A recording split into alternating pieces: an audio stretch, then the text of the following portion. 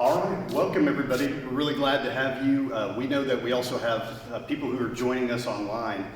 We have several different orientations and events and activities going on, and this is a little bit different for us in that we're trying to do it in multiple modalities where we're streaming it as well as offering it in person for people that are here like you all. But we also know that we've got some, for example, nursing students who are watching live, and then some other people not here with us physically but are also taking part in this, and we're very glad to have you and to welcome you and to help get you started here at SFA. My name is Forrest Lane, and I serve as the Dean of Research and Graduate Studies here. And part of my role, or a couple of different roles, one is to help oversee our graduate programs and activities around that. And then I also oversee our research administration here at SFA. And since being here at SFA, it really has been a privilege. I think this is an institution that, one, beyond just being, I think, a great place to be and to continue your academic journey, it's an institution that's also going through a tremendous amount of transition and change right now as it has joined the UT system and has really helped us to do many different things here, as you'll see even just some of the physical transformations that are happening on campus.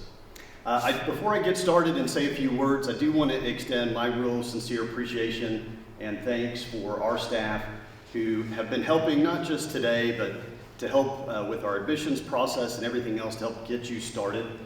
You don't always see the work and activity and the things that have to happen behind the scenes to help get you where you need to be, but it takes a lot of people to do that, and I am grateful for all that they do to help make this work and help hopefully allow you to have a positive experience here as a graduate student. I want to share a little bit just about my journey, and bear with me for a second in this story, but it's been a while now since I started graduate school. But when I did, it was somewhat sudden. I did not anticipate or expect to ever go back to school or go back into a graduate program. That was not in my vision. I had been out in the workforce doing some things beforehand, and had made a decision to change just my career. What I was doing, it was a good job, and had found some success in that, but it just wasn't what I wanted to do in life. And so I I quit my job and hadn't even applied to graduate school or been accepted into a graduate program, but made that change and transition. And it was both a very liberating time and a little bit scary, not knowing what I was going to do or how all that was going to work out. But I found myself going into education, went to go get a master's degree and a PhD in that space. And I want to tell you a little bit about a story. It's actually my first research project that I did as a graduate student, and because it has stuck with me and taught me a lot, and I think it has a lot of relevance for even right now with each of you. I don't know if any of you have ever done Strengths Quest or participated in that.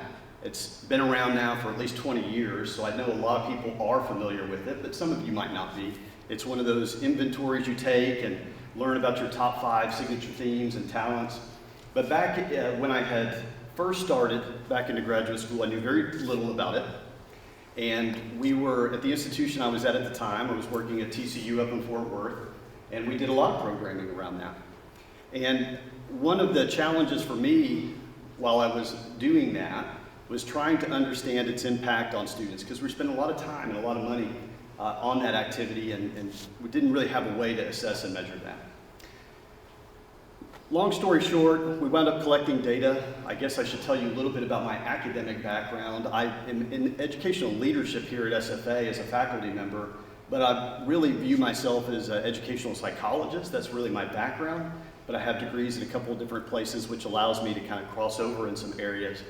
But we were collecting data on this strengths inventory, and we collected this strength self-efficacy scale. I know I'm talking a lot of Greek here right now. Like I said, bear with me.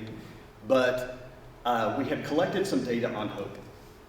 And I knew nothing about hope. We were doing it as a part of a broader project. But we went up to Omaha to present on some of the data that we had found.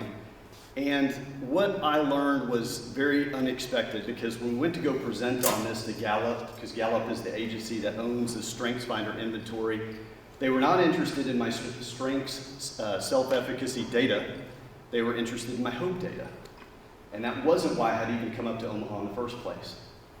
But Long story short, what I had learned in that is why they were so interested in hope is because hope is, at least academically anyway, is about agency. And so often we talk about self-efficacy, at least in education, your belief and abilities to do things, and all of you believe in yourself or you wouldn't be here. We believe in you and your capabilities or you wouldn't be here.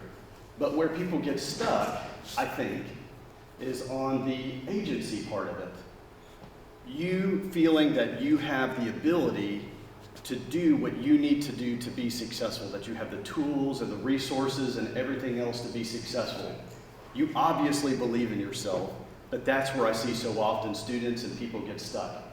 And so for me, I take these kinds of things very serious because as you get started, this is a part of how we help to provide that agency to you. It's important that you're successful here. We want you to be successful here. We wouldn't have admitted you and brought you into the programs you are in if we didn't think that you're going to be successful in that space. But it's absolutely imperative that we provide you with the resources and the skills to do that. And I know, because I had not been to didn't have any friends in graduate school, didn't have relatives or anybody else that had done anything like that, I certainly did not know what I was getting into. And even though I may have known what classes to register for, I certainly didn't know how to navigate that journey.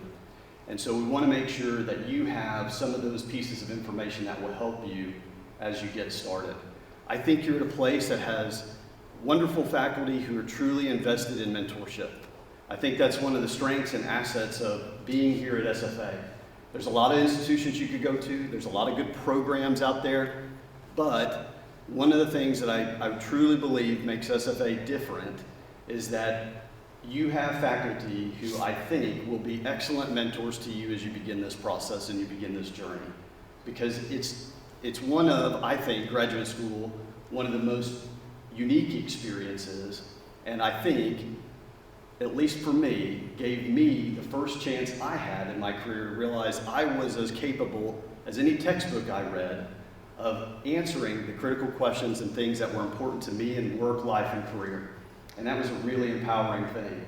So we are tremendously excited to have you. I mean that sincerely. We even made the weather a little bit cooler for you here in August in East Texas. Not really, maybe about like 3 or 4 degrees. It's still plenty humid, more than makes up for any reduction in heat.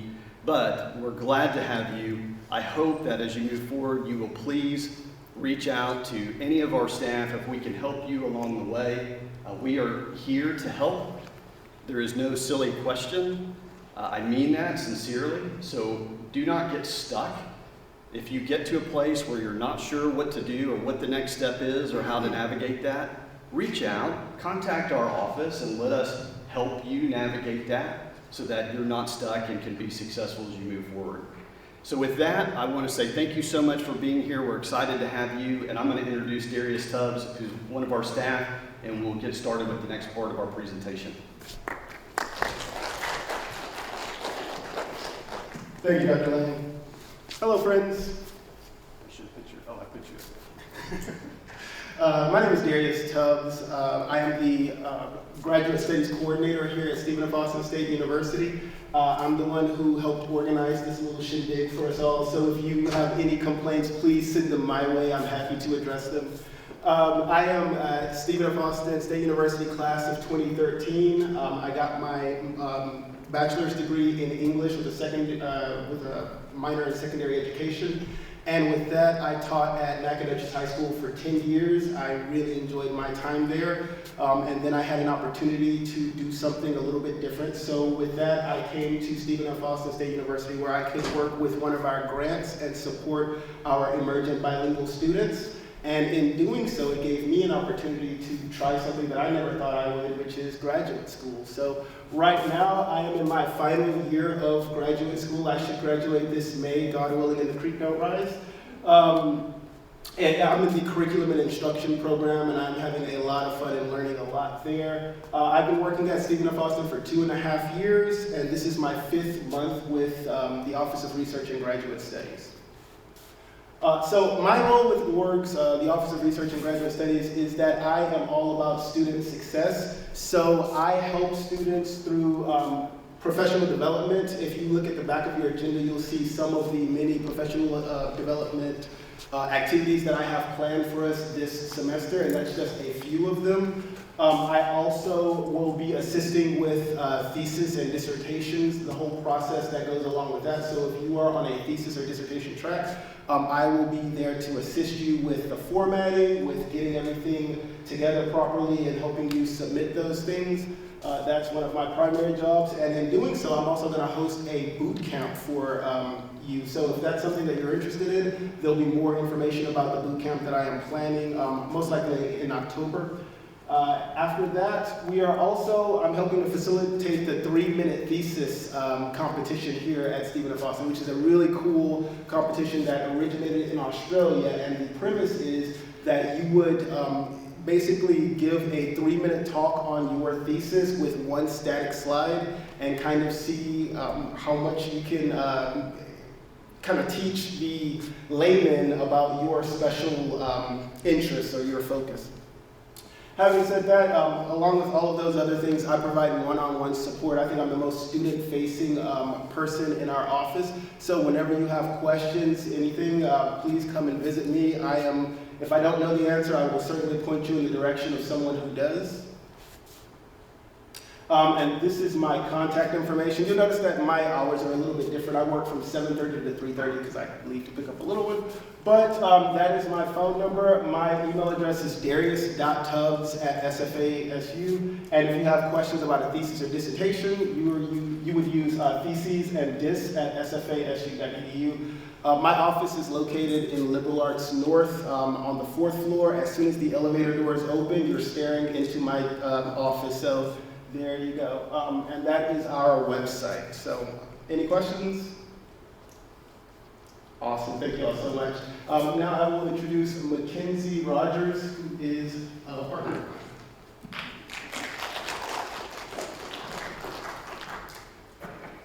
Hi everybody, my name is Mackenzie. I am the Graduate Academic Advisor for Graduate Studies. My role is mainly to do admissions advising, help you with that process. So you're kind of already done with me. You've made it there, you're admitted, you're registered hopefully, and so you're good to go. But I do help a little bit throughout the way. So if you have any issues with concentrations, any substitutions, anything like that, feel free to come to me. I will absolutely help you throughout that process. A little bit about me, I graduated from SFA in 21 with my undergrad and in 23 with my master's. I've been with orgs for about 2.5 years. So I'm very happy to be here. I'm happy to have Darius. He's done a wonderful job. So if you ever need anything, come to either one of us, and we are happy to help in any way. So thank you.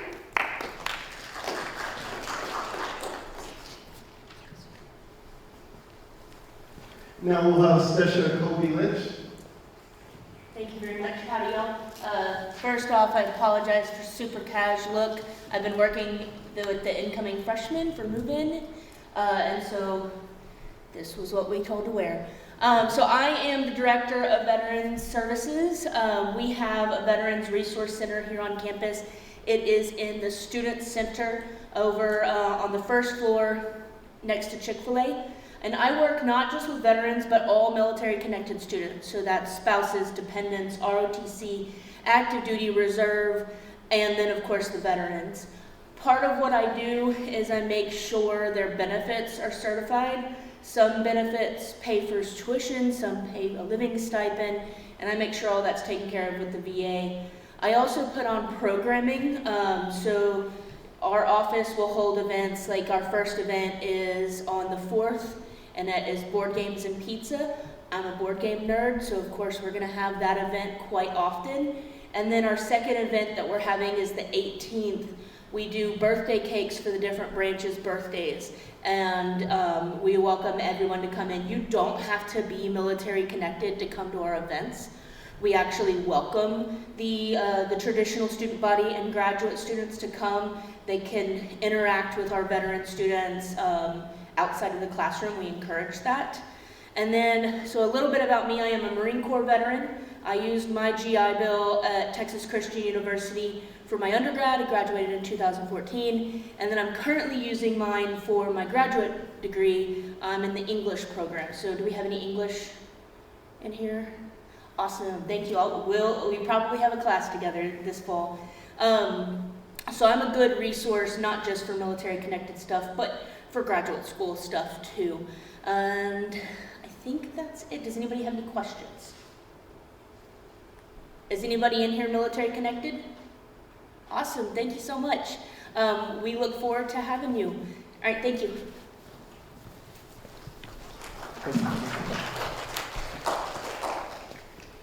All right, moving right along, we have Dr. Stephen Galatis to talk to us about the Archer Fellowship Program. Hi, we're running a little bit ahead of time, so I can actually take about 2 or 3 more minutes if Darius will indulge me. Oh, yeah, sure. And that's, I like to talk a lot, so, especially about the program I'm about to introduce you to. And I'll promise the camera guy for all of you who are watching online that I won't move around too much as I get excited and enthused, but I want to introduce you to one of the amazing advantages for SFA as a member of the University of Texas system that impacts you as a graduate student potentially. And that is something called the Archer Fellowship Program. Make sure, see, I'm not a techie guy. Oops, wrong direction, okay. There we go, all right. So, a little bit of background. The Archer Fellowship Program is actually celebrating its 25th year this coming academic year. It was founded by a former member of the U.S. House of Representatives, Bill Archer. Congressman Archer served the 7th District, which is in the Metroplex, for many years, 7 terms. And toward the end of his career there, he realized something. There were many universities and university systems across the country that had programs that brought students to Washington, D.C., and the University of Texas and the University of Texas system did not. And so he decided to endow a program at University of Texas at Dallas that was then expanded to University of Texas at Austin, and within a few years went system-wide. And this program brings students to Washington, D.C. to do the following. To learn about policy making. Now, you may be an English graduate student. Do we have any nursing graduate students in the room? Or online? You can raise your hand online, okay? Shout out some of your degree programs. Anyone? Sorry, what? Geology? Yeah. What else? Forestry, right? What else? Curriculum and instruction. Curriculum and instruction, right? Thanks, Darius. Anyone else? Psychology, what? History, did I hear history? Writing, okay. Yeah, government policy impacts all of you. Whether it is land use policy for forestry, whether or not where and when we can develop resources on public lands, or how we use lands based on federal government policy. How we design curriculum for K through 12 education through the U.S. Department of Education. Yes, it may be going away, but, right? I'm housed in the Department of Government and Sociology. I'm a political scientist by background. A lot of stuff there. We have a national security studies program. Those are obvious, but some others areas are not. If you're into publishing, government policy about censorship. What can and cannot be published. All sorts of things that are going on impact. Nursing, healthcare policy, right? Lots of things going on in healthcare right now. All of your programs, all of your research and educational interests are impacted by the federal government at some point. So you learn, you take classes through the University of Dallas, but they are mirrored here, so you're technically still enrolled here, you're technically still one of our students.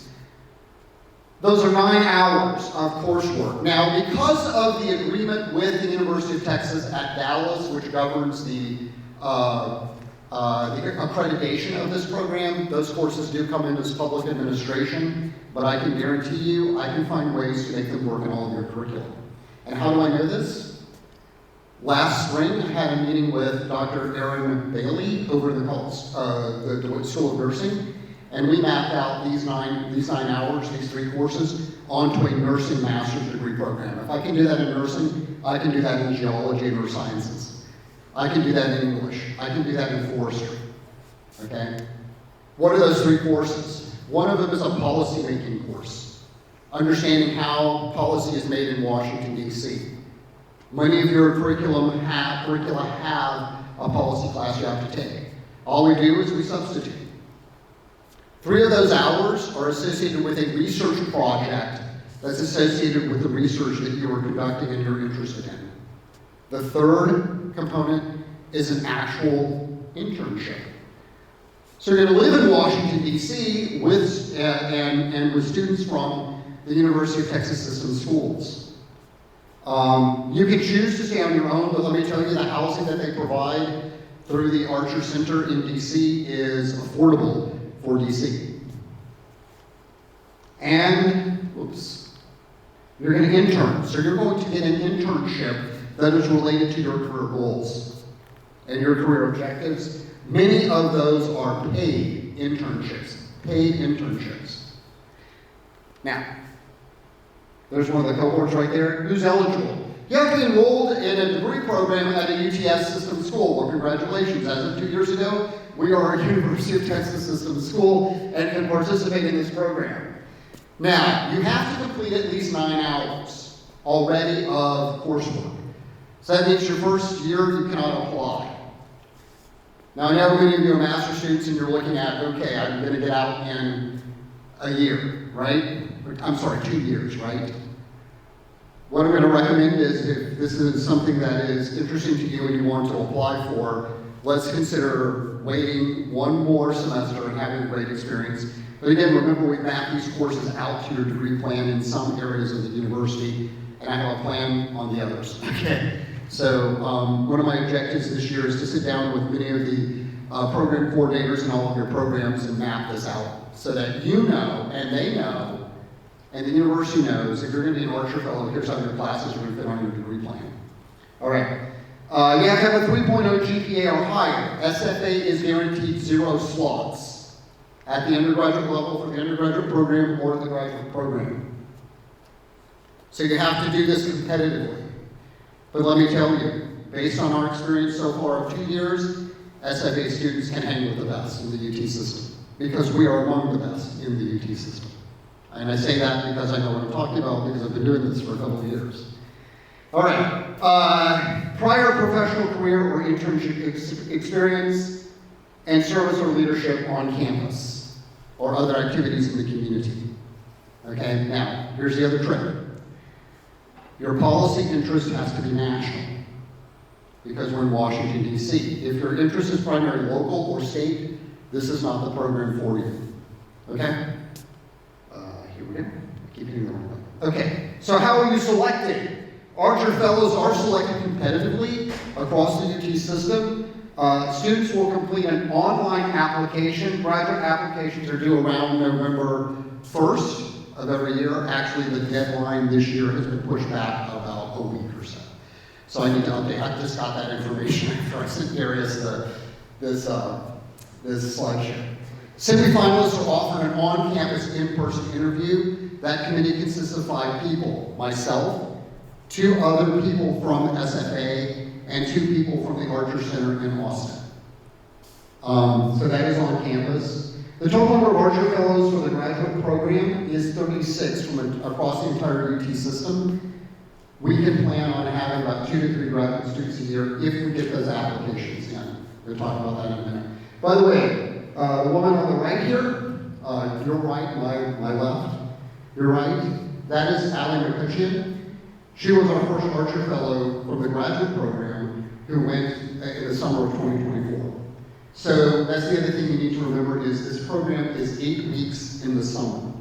So you have to plan kind of the rest of your scheduling around that. It's 8 weeks in the summer. The undergraduate program is semester long, and the regular semesters fall and spring. What is the cost? Tuition fees is a $3,900 flat rate. You don't pay regular tuition fees. You will not even pay this $3,900 because our provost, starting with Dr. Lorenzo Smith, who was provost when we joined the UT system, promised a scholarship to every Archer Fellow, graduate fellow, to cover the cost of the flat rate tuition fees. I met with Dr. Barkley, our new provost, a week ago Wednesday. He's continuing the program, and so we're excited to announce that will continue. You pay your housing costs. It's going to be about $5,000 if you live in the Archer Center housing, and that is financial aid eligible. Any scholarships you have, fellowships you have, things like that, they all apply to this program. And finally, for living expenses, about $5,000. What is that living expense? That's your travel to DC and back. That is your food. That is your entertainment budget. That is everything else that you're doing there. Okay? So we have an information session coming up on, I don't have the date on that. I am so sorry. That is going to be on September 30th. So September 30th, we have an information session that is coming up about the application process, about the Archer Fellowship Program for the summer of 2026. That is coming up, Ferguson 179, from 5:30 to 6:30 p.m. Now, I'm doing an experiment. We've tried different times. I'm trying an evening one because I know many of you are in classes, or your research assistants, or your graduate assistants, or your teaching assistants, and you're going to be in classes, or grading, or doing lab activities, or whatever you need to be doing during the day. So we're going to do this 5:30 to 6:30. Also, many of you, especially if you're watching online, are probably part of an online degree program, and so that gives you an opportunity to get off work and do this session as well. It will be hosted by Ms. Laura Ferguson from the Archer Center in Austin. She will actually be on campus that day. We have lots of things planned for her that day. We also have a Zoom link, and so we're going to get this and make sure this gets out to all of you. We also have another session scheduled now. As of yesterday, it was confirmed on October 28th. We're going to have another virtual session that they will host in Austin for just SFA grad students. And we'll be making sure that that information gets pushed out as well. So this is actually a fantastic opportunity for you. It is amazing. I'm going to talk about, and I did not have a picture of them up right now, but Oliver, I just lost Oliver's name. Oliver Cook just came back from DC. They interned with the Borgen Project. The Borgen Project is a advocacy group, an interest group in DC that works with orphans and displaced children globally. Oliver did their internship with that program. They were so impressed with Oliver, they have extended her internship through at least December. Oliver is already making huge strides to move their career in the direction they want because of the Archer Fellowship Program. Amazing opportunity. By the way, Oliver also plans to now pursue a PhD. Oliver is a master's candidate right now in National Security Studies. Our goal this year, by the way, is to have 4 completed applications. And I think if we do 4 completed applications, 2 or 3 of them will probably get accepted to the program. Because they are that impressed with SFA and SFA students that we have sent. The feedback that I get from the professors who teach the classes, from the housing staff, from the administrators of the program in DC, at the DC office, they can't say enough about SFA students. Here's another interesting moment. One of the student support services people at the Archer Center is an SFA grad, Whitney Raines. Whitney Raines came to SFA and got her undergraduate degree here in history. I'm starting my 21st year at SFA, by the way. Guess who taught Whitney in introductory political science courses when she was here? Yes, me. Whitney then left here, got her graduate degree, started working at A&M with their DC-based program, and the Archer Center was so impressed with her that they rated the A&M one and actually got Whitney. So we have an alumni of our university who's already involved with the Archer program, just based on her work experience and life experience, and she loves seeing lumberjacks show up in DC. So one of our slogans are lumberjacks believe in Washington, lumberjacks belong in Washington, DC. You belong there. So if you want to come talk to me, I should have my info. Did I give you that, Darius? Yes, sir.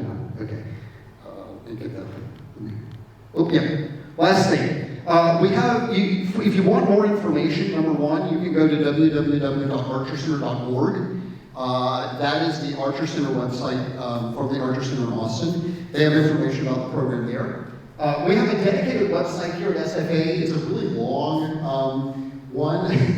We're working on shortening that up right now, making that more accessible. But you can just type into your favorite browser, Archer Fellowship, Stephen F. Austin State University, and that should pop up.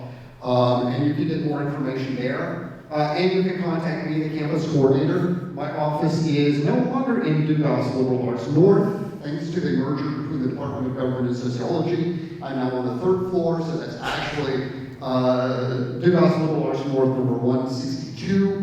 And we have a dedicated email, archerfellow@sfasu.edu for that, and you have my phone number there too. And we'll make sure it's all to all of you.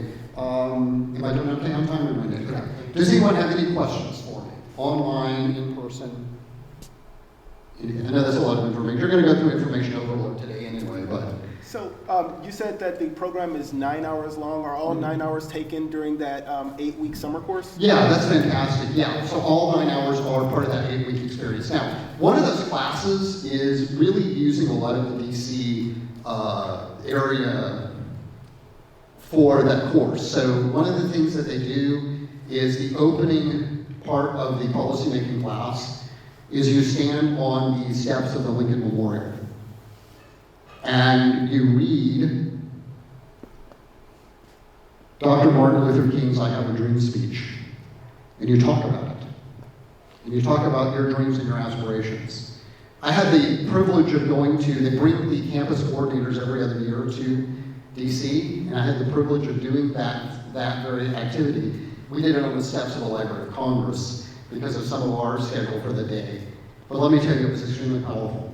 So a lot of what they're doing is they're using DC itself. So you're going to actually be also, as part of that class, connecting with decision makers and policy makers. They're going to bring experts in. And you're also going to be assigned to a policy group based on your interests. So that could be education or healthcare broadly or resource policy or whatever. And you're going to be working with students across the UT system. So part of those class sessions are also going to be dedicated to that specific activity. Yeah. Then again, 3 hours are associated with your research, and then 3 hours are associated with your internship. Yeah. Other questions? All right. Thank you for your attention today. Thank you. Perfect timing. Perfect timing. Next, we will have a talk on financial aid and scholarships by LaShanda Parkhurst. Thank you. Oh, perfect. Thank you. Yep, I'm so sorry. I literally just walked in the door, finished with a student in my office, and ran over here. Perfect. Welcome to SFA. As I said, I'm LaShanda Parkhurst. I'm Assistant Director in the Office of Financial Aid and Scholarships. And I'm just going to give you a little bit of information about financial aid here at SFA. So the first thing that we need is your FAFSA, and that determines your eligibility for aid, whether that be an unsubsidized loan for graduate students or grant eligibility, but we do need your FAFSA in order to determine that. We need you to complete all missing requirements. If we need something from you, we will let you know through your MySFA account under the eligibility, under the financial aid tab, and click on the eligibility requirements tab, and it will let you know if you're missing anything. And we post our dates, deadlines, all the things on our webpage. So Financial Aid Office and Student Business Services, and you'll hear from Hillary here in just a little bit, but All of our dates and deadlines are posted on the web page, and we keep that updated for each semester. So if you want to know what's upcoming, make sure you take a look at that. So we're required to monitor satisfactory academic progress, and we do that every semester here at SFA. So for our graduate students, you have to maintain a minimum GPA of a 3.0, and you have to earn 67% of all of the hours that you attempt. So anytime you start the semester and you drop or fail or withdraw, that course counts as attempted but not earned. So that counts negatively against you. So keep that in mind if you drop a course once you start school. So every time you do that, it messes with your pace of completion, and we don't want that to happen. So most graduate programs on SFA campus allow for a maximum of 54 hours because we're allowed per federal regulations to give you a maximum time limit to complete your degree, and it's 150% of the program length. So most programs on campus are 36 hours per grad program. So that, doing the math, it's 54 hours that we allow. Some of our programs are a tiny bit shorter, and some are a little bit more than that. But we have that built into our system to check that. So don't worry if you know your program's a little bit longer than that. We have checks and balances in place for that.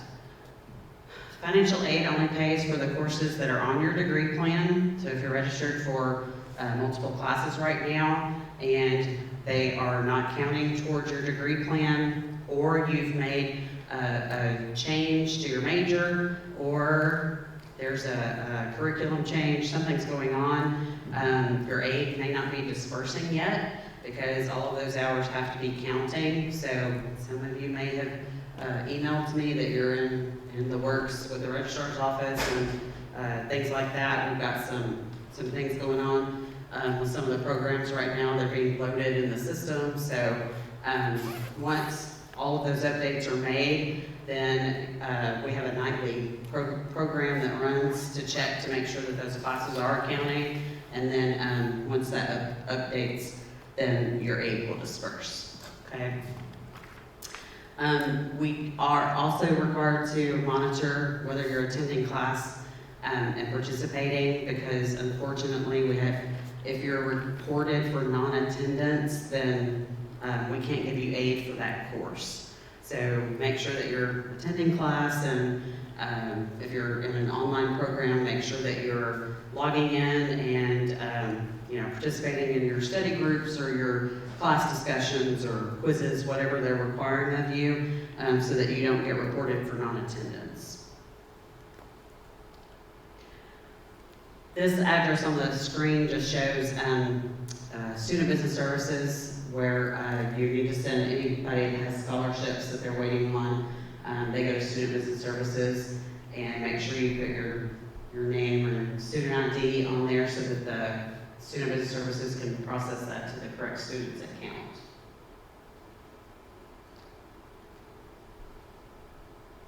Okay, so every student on campus has what we call a cost of attendance, or what we refer to as your budget, and that's for the academic year. We do one for the undergrad population. We also do one for the graduate student population. So you can see this cost of attendance has items on here that, as you can tell, are not billable items. So we're obviously not going to charge you for travel and miscellaneous. Those include like gas in your car and oil changes and toothbrush, toothpaste, all the things that you might need. We're required to put together a cost of attendance to give an estimate of what it might cost for all the expenses that you might incur while attending college. So this is an estimate of the academic year cost for a graduate student.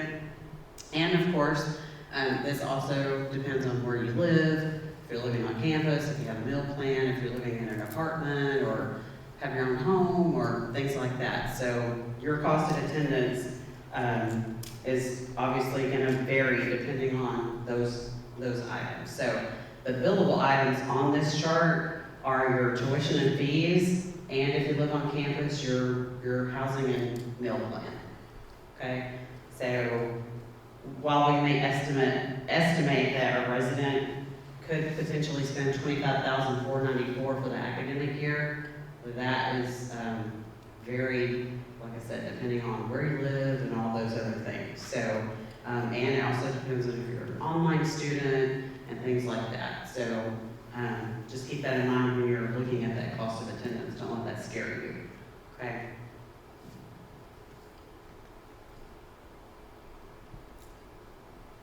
Okay, so Hillary, I don't think Hillary's over here yet.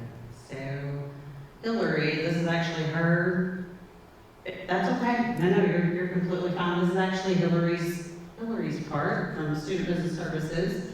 But I think, so we're gonna hang on just a second and wait for her to come over here. I just wanted to mention a couple other things before she does come in. Just so you guys are all on the same page and you can hear it straight from me, for enrollment purposes for graduate students, if you're in 6 to 8 hours, you're considered half-time. Full-time for a graduate student is 9 hours or more. But if you're in less than 6 hours, you're less than half-time. Okay? If you're less than half-time, I can't credit your financial aid. Okay? And that includes summer. It's the same thing for the summer. So we've had questions about that in the past, and so I just wanted all the grad students to hear me. So your enrollment 9 hours or more is full-time. If you're 6 to 8 or half-time, and then less than 6 hours, so less than 6 hours, your financial aid will not credit to your bill. Okay? Your hours, again, for the CPOS, or the course program of study that I mentioned earlier, they have to be on your degree plan. And like I said, I know some of you are still working on that, with some programs, they're still getting loaded in the system. So our program runs nightly, and it does update and updates your award package. So as soon as those issues are corrected, then we can disperse your aid. But does anybody have any questions?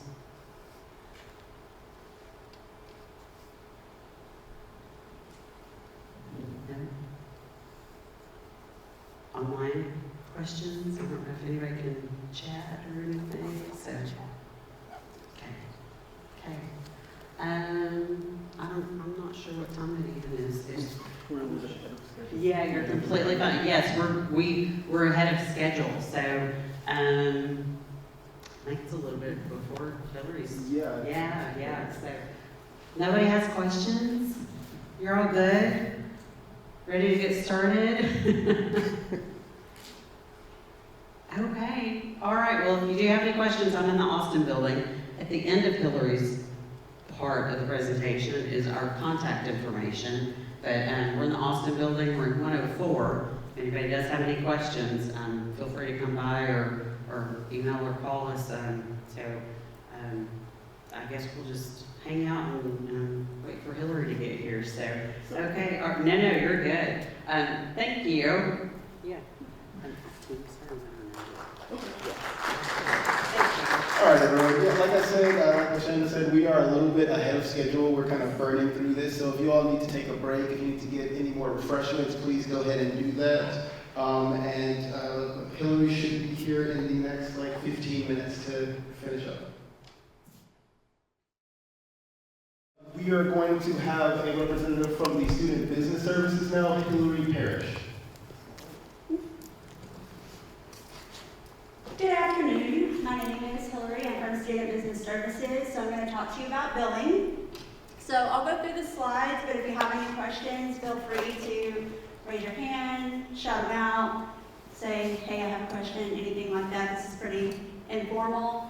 I'll also go ahead and say that since yesterday was the payment deadline, some of this is already going to be passed, but I'll also try to kind of talk about how it will be for the spring so that you can see how it'll be for next semester.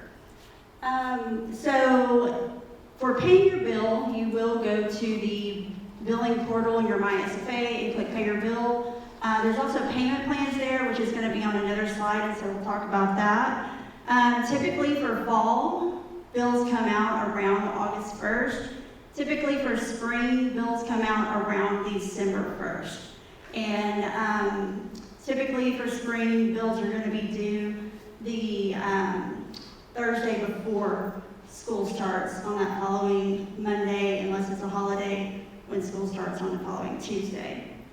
So we have something in the billing portal called an authorized user, and that's if you need someone else to be able to sign in, because you know we all have the duo where we have to sign in, and if you have maybe a parent or someone else that needs to be able to sign into your bill to help you with payment plans or billing or anything like that, you don't want them texting you and being like, hey, click the duo and all that.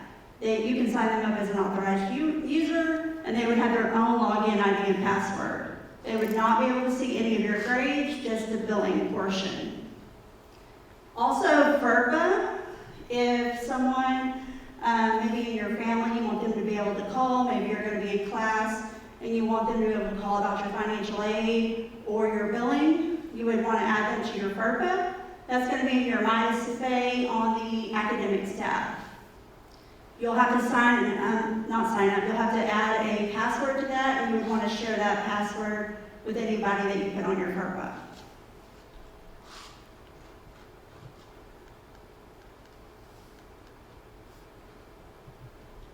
Alrighty, so typically financial aid is dispersed about 1 week before classes started. For this fall, it was dispersed on the 15th of August. And then other ways to pay on your e-bill are like electronic check, credit card, debit card. For credit card, there is a fee. And so other ways that there's not a fee are debit card or electronic check. We also take payments in our office over at the Austin building on the second floor, and we take cash, check, and debit card. If you need a short-term loan, because maybe you're waiting on your financial aid to post, you can do a payment plan and a short-term loan, and that will hold your courses until you have other payment arrangements.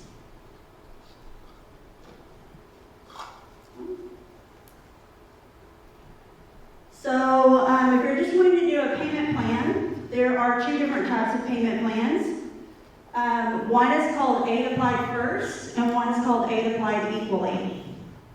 If you do the Aid Applied First one, for example, let's just say that your bill is $5,000 and you have $2,000 of aid. It's going to take that $2,000 and apply it to your first payment, your second payment, and then your third and fourth payments are going to be, your third and fourth payments, you're going to have those two, but not your first payments. So you're going to have larger ending payments and smaller beginning payments. Your Aid Applied Equally plan is going to take that $2,000 and apply it equally across your 4 payments, and you'll have 4 equal payments. If you want to do the payment plan, it is $25 to sign up, and if you want the payment plan for every semester that you want the payment plan, you'll need to sign up for each semester. There are some things that are not in the payment plan, such as return checks or parking citations. And you can also schedule your payments. Oh, this is actually just a reminder to set up your FERPA and your authorized user, because it's very important if you want somebody to be able to call or to be able to log into your account.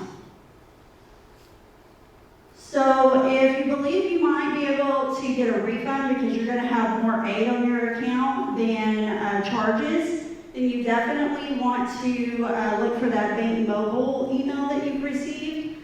It looks like spam, so if you accidentally deleted it, you our office, and I'll put our email up at the end of the slide, to get another email with the code. But the code is going to allow you to sign up for Bank Mobile in order to get your refund. You can connect your current checking or savings account, or you can sign up for a Bank Mobile account. And this is going to allow you to get the advances that are going to start on the 26th of August, as well as refunds that are going to start on September 5th. You're going to want to enter your birthday in the format that's up on the screen. So if your birthday is January 1st, 2005, you're going to enter it just like it's up there, 010105. It's very important. If you see a negative balance on your bill, that means you're due a refund. And then we send out refunds each Thursday, starting after September 5th. So this is just some miscellaneous reminders to make sure that you check your JAX email often, check your billing due dates and deadlines often. Other things that we do in our office are exemptions and contracts like TWC and Hazelwood.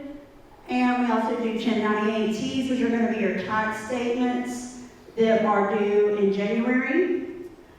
Also, if you ever needed to drop a class or withdraw, I put up the emails that you would need to contact.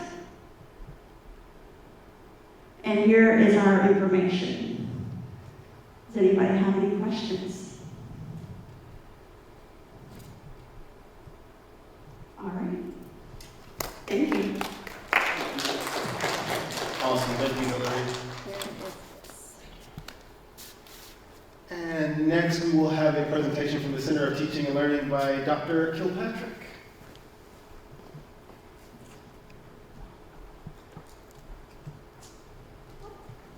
Thank you. I'll make sure. Okay, perfect.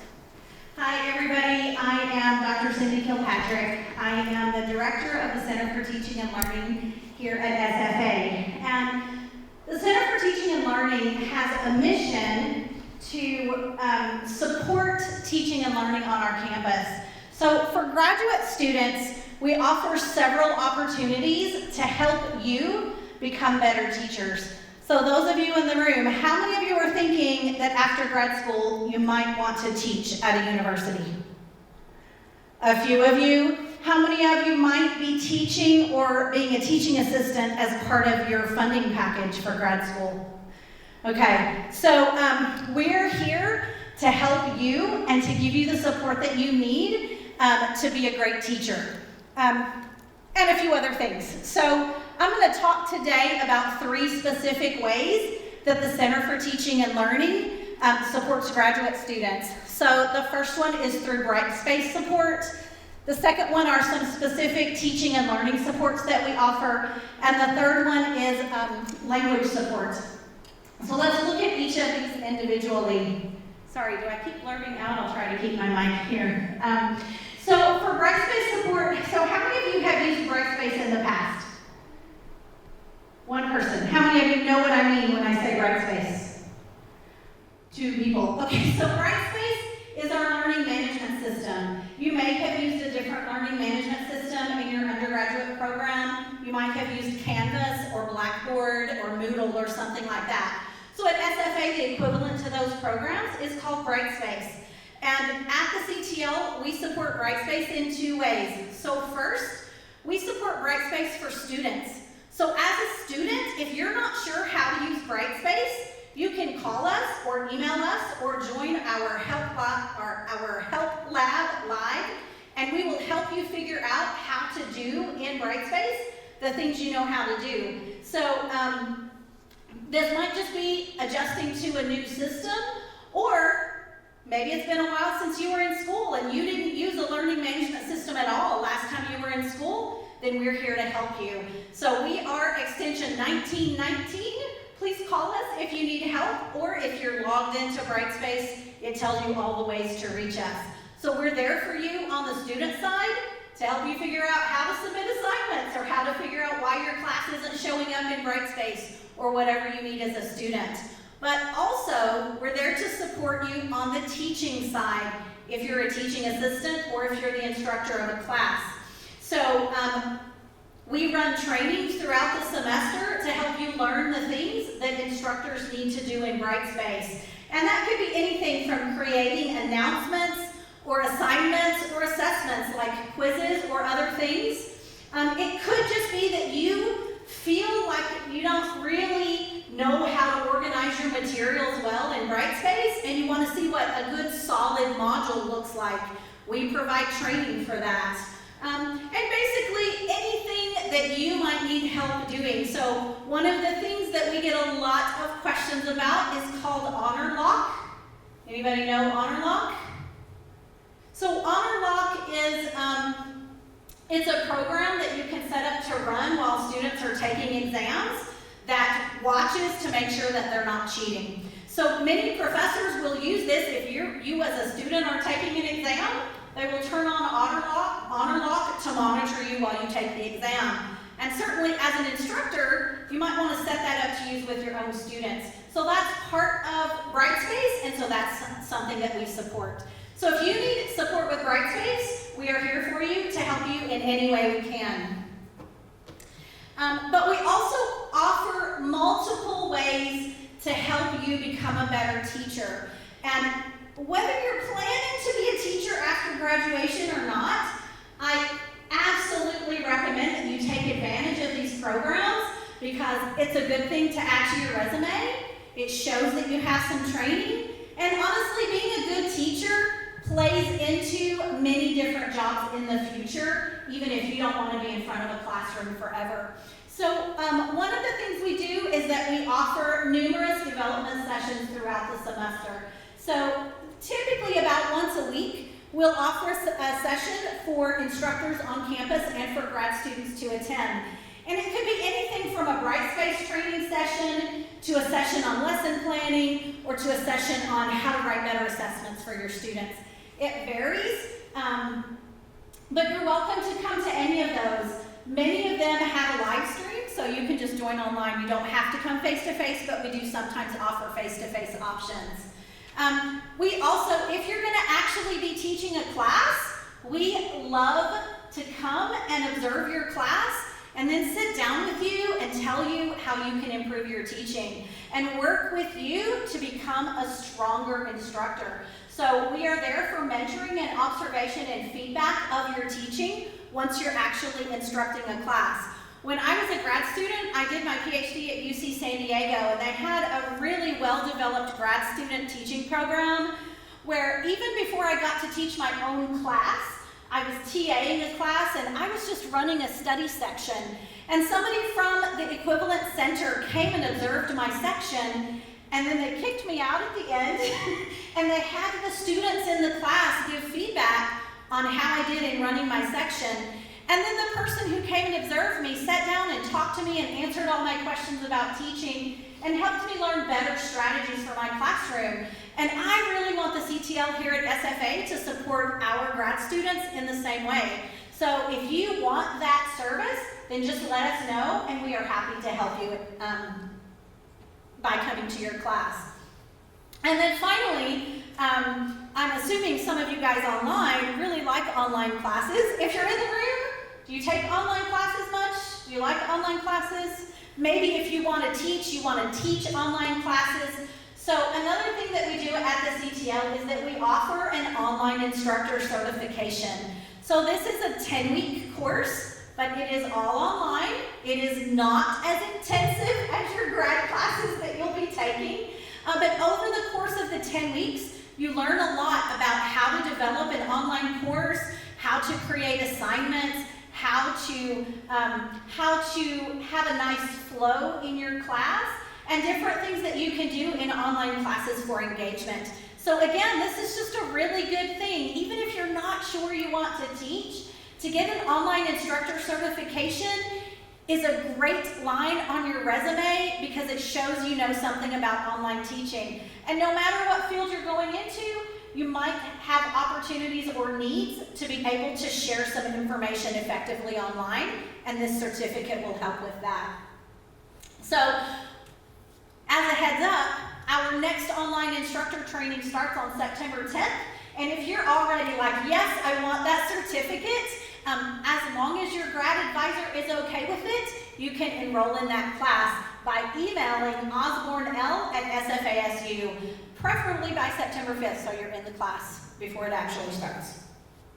Okay, another type of teaching and learning support is a program that we have developed specifically for grad students and new instructors here at SFA, and it's called the College Teaching Essentials Certificate. This certificate offers you a foundation in teaching, specifically teaching in higher education. So to earn this certificate, the requirements are that you have to take 4 workshops related to teaching, and we specify the types of workshops that you need to take. You have to produce a professional portfolio that includes like a syllabus for a class, a CV or a resume, and a teaching statement, because those are the things that if you're applying for a teaching job, they're most likely to ask you to produce. So we ask you to include those in a portfolio, and then you have to do a portfolio consultation with us, and we will give you positive critiques to help you improve your teaching statement and your resume and your syllabus so that you have stronger materials as you graduate. So you guys are just coming in. This might not be something you want to start immediately, but we offer this all the time. And you can typically finish in about a year if you want to, or you could start now and take 1 workshop this fall, 1 in the spring, 1 next fall, 1 next spring, and as you graduate, you finish off the certificate. Again, it's a great thing to show that you have actually learned something about teaching, and you get a physical certificate as well as the right to claim you have the certificate. If you're interested in that, you can email me directly. My email is cynthia.kilpatrick@sfasu. If you have any questions about anything I'm saying today, that's actually a great way to contact me.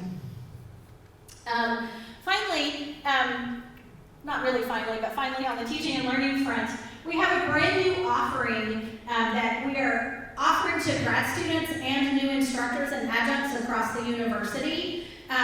This is called Effective Teaching 101, and this is an online self-paced course that you can take that helps you kind of jump in and get ready for a new semester as an instructor. Again, if you're not going to be an instructor this semester, maybe you want to wait and do this another semester. But even if you're going to be a TA this semester, taking a class like this might be a great choice for you because it helps you start thinking early about how to be a good instructor. There's a QR code on the screen if you're interested in that. We are still enrolling students and faculty for that right now. I see some cameras up, so I'll give you a second to finish.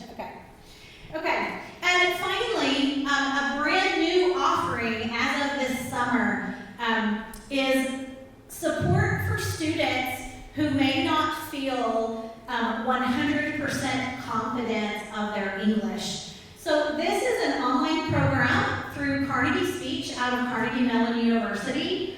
It is an AI-powered language assistant where you can set up an account, and when you first log in, you will take a test in English, basically, and it will decide the areas of your English where you need additional support and feed you exercises based on the areas where you need strength.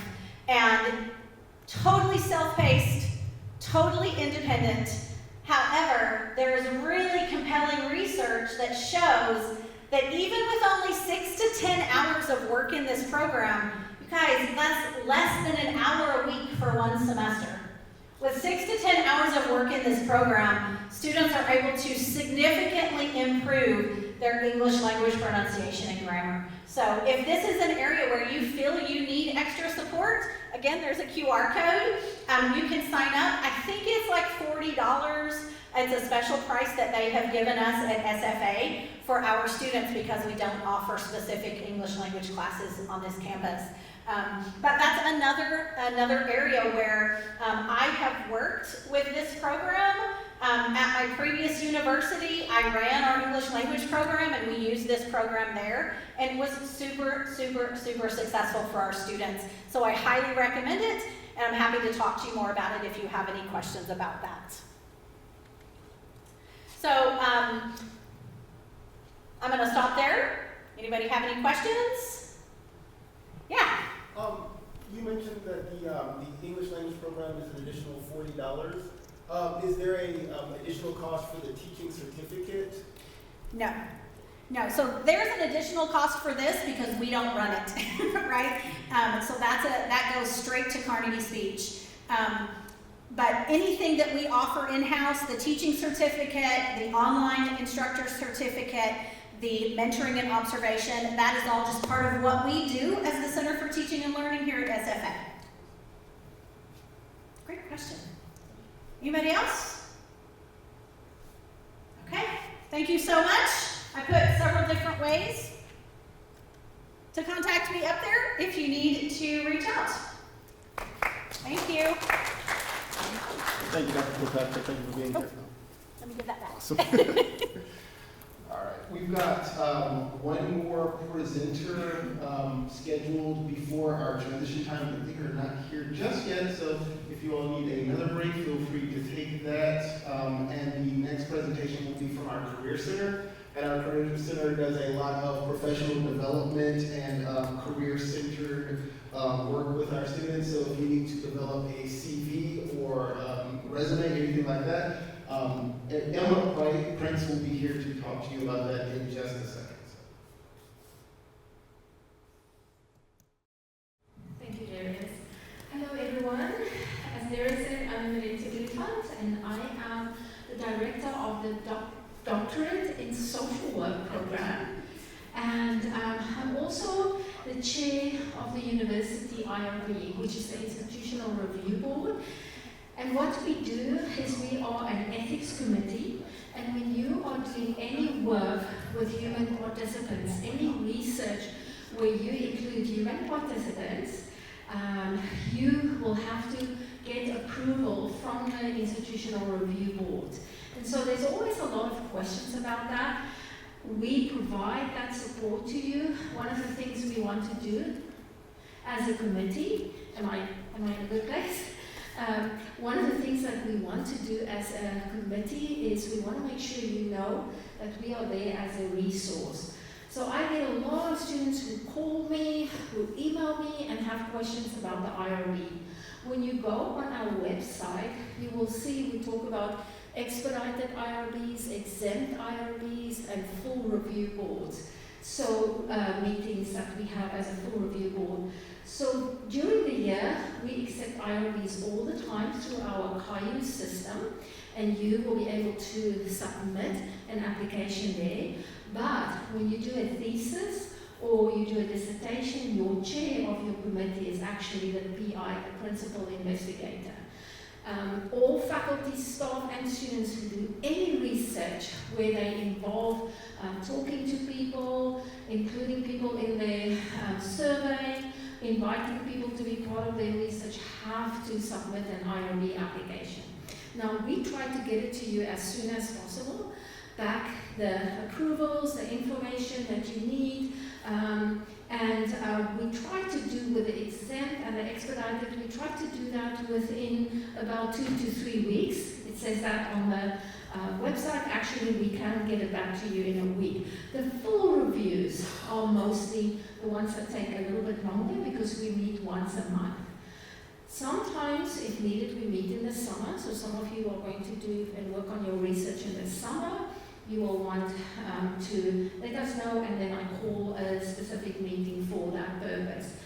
But we want you to know that any questions you have, if you have a question, is this expedited, is this full, please call me. I am under the School of Social Work. You will find my name as the DSW Director, but you can also call the IRB, Rebecca Rainey, who is the Compliance Officer. And she speaks to me all the time. One of the things is just important. Some of you who are doing research with vulnerable populations, there are vulnerable populations as identified on a federal level, and we have to make sure that we respect that and take those applications to a full board. Well, we really work with you as a student to make sure you can do your research. We are not trying to be in a situation where we disapprove, so we approve your applications, but sometimes there's some reviews that have to be done, there's some changes that have to be made, and we work with you on that. Okay, was there anything else you wanted me to share? Any questions that you have, or any questions from our group that is virtual? Will you come and see me or call me if you have a question? Yes. And I know later on there is a presentation that you have later on in the semester, and we'll go back to that and speak about the IRB again. So thank you very much, everyone. Good luck with your graduate studies. Thank you. All right, thank you, Dr. Oliphant. Now we will have Emma Prince from the Career Center. All right, thank you so much. Thank you. All right, y'all. Okay, so, right here? Yeah. Perfect. All right, my name is Emma Prince. I'm the Assistant Director with our Career Center. How many of y'all got your undergrad here? Anyone here undergrad? Okay, awesome. Then you might have heard about us as the Center for Career and Professional Development, or CCPD. We're currently working on changing our name to just Career Center because, hey, so much shorter and easier to say. So hopefully that helps ease some confusion. And oh, perfect. Thank you. Awesome. Down. Oh, down. Sorry. Okay, awesome. Well, hello. So again, we are formally known as the CCPD, but if you interacted with us at all, you know we have the exact same resources, just a new name, which is super fun. If you're newer to campus, hi, hello, we're happy to have you guys here. We're the Career Center. So this is where we are located. We are actually on the 3rd floor of the Student Center, so that big old building right across where Chick-fil-A and Panda Express are, we're all the way up those stairs. If you go around the corner, you will see a yellow hand chair there. That actually stands for our career management platform called Handshake, and we'll talk more about that a little bit later. But this is our office. You can see the yellow hand chair there. And if you scan that QR code, it'll take you to our website. You can learn more about our resources and access some of them through there as well. This is our current team. So we've got myself as the assistant director. We have April Place. She is our director of our office and our office mom, of course. And then we also have a lot of our student career advocates. So these are our student workers on campus. And oh my goodness, they are like experts in their own right. We very much train them. They do a lot of our resume, CV, personal statement reviews, as well as interviewing reviews as well. So they sort of act as peer mentors within our office for our students. Okay, we're gonna play a quick get to know you, but first, you're looking a little sleepy in here. So I want you guys to get up. I want you to go shake hands with 3 different people, and I want you to introduce yourself. Say your name and what you're gonna be getting your secondary, or maybe 3rd degree, I don't know, in. Ready to go, 3 people, go meet some people, shake their hands, say hello.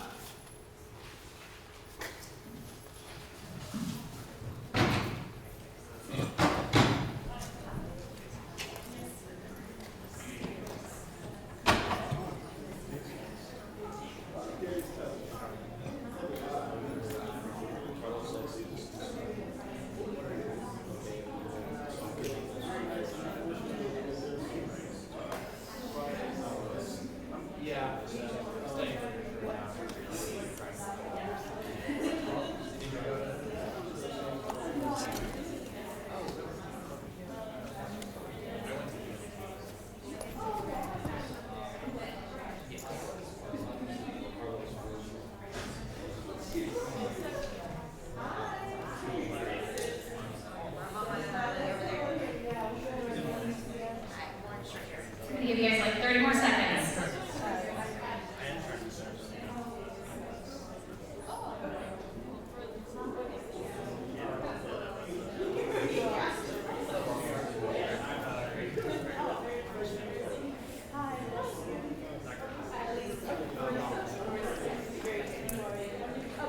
All right, I'm gonna have you guys start heading back to your seats in 5, 4,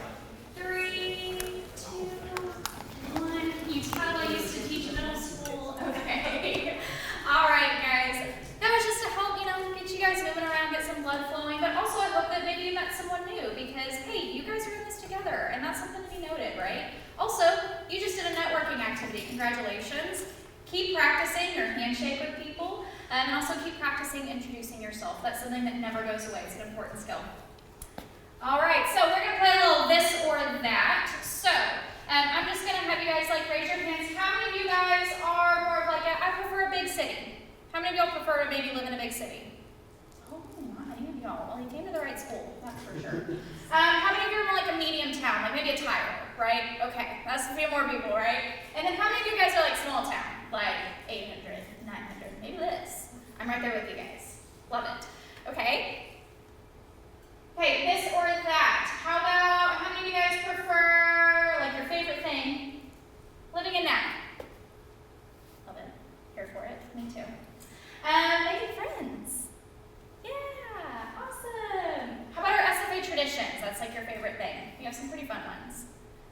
Okay, and then how many of you are just hey, I'm just here for coffee, right? Going to Starbucks.